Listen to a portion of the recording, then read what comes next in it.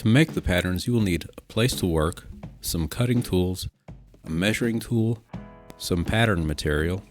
I find tissue paper is a good cheap source of appropriate size, but you can use whatever you want. And some marking instruments. Working on the back side of the cutting mat is easier than the front because it has a smooth surface unlike the front side. Some tissue paper has a glossy side that can be hard to mark with a pencil, so I prefer to use the matte side. Taping it down also makes the job less challenging with such a lightweight paper. First, mark a line where the center of the pack will be.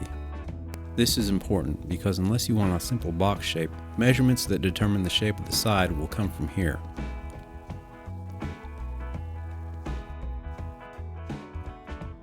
I want this pack to be 11 inches wide at the bottom, so I mark 5.5 inches from the center line to each side.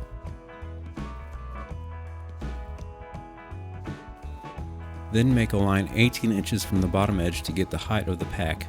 And since I want a tapered shape, I place 2 marks 4 inches each way off the center of the top line.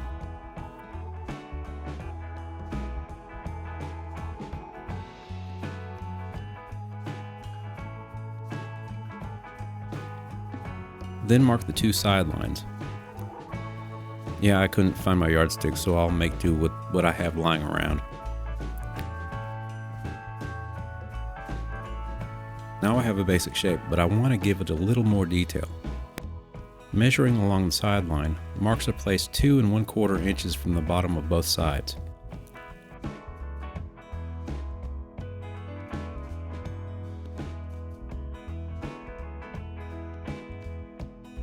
Then marks 4.5 inches from the center are made on each side.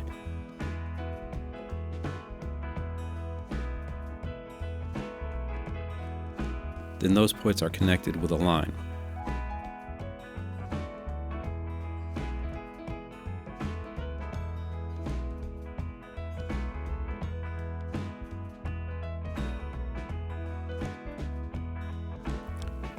Then the end points of the zipper are marked, which in my case is 3 inches from the top.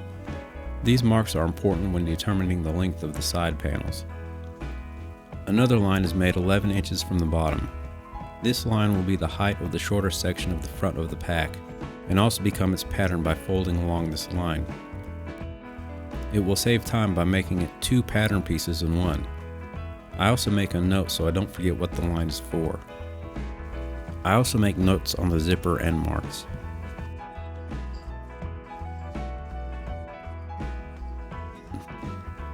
We're almost done. I just need to mark the seam allowances, which in my case is 1/4 inch because I like to use the edge of the sewing foot as my guide. I have found a smaller seam allowance makes life easier, but that's just my preference. Do what works for you, just don't forget to mark it. Now we need to get measurements for the bottom, side, and top panels. First measure the width of the pattern along the bottom.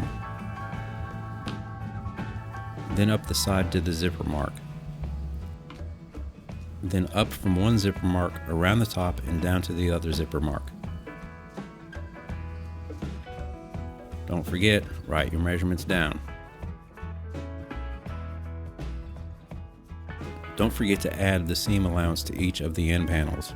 For the shorter section, the side is measured to the fold line of the pattern and the top is measured across the fold line. Now for the bottom, side, and top panel patterns, start with a fresh piece of paper. I want my pack to be 5 inches deep. With my seam allowances, that means my pattern pieces need to be 5.5 inches wide.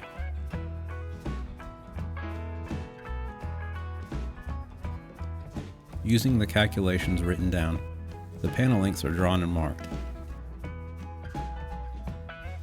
On the top panel of the main section, I'll mark where the zipper will go.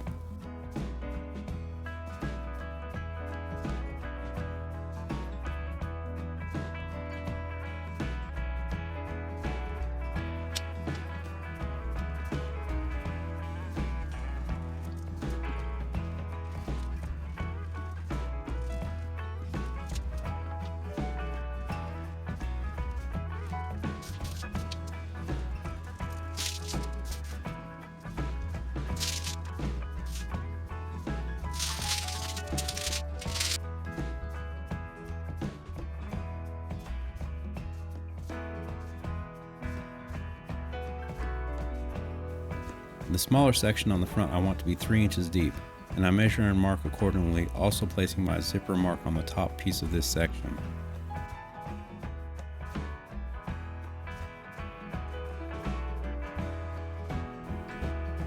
After you're done, you should have something like this.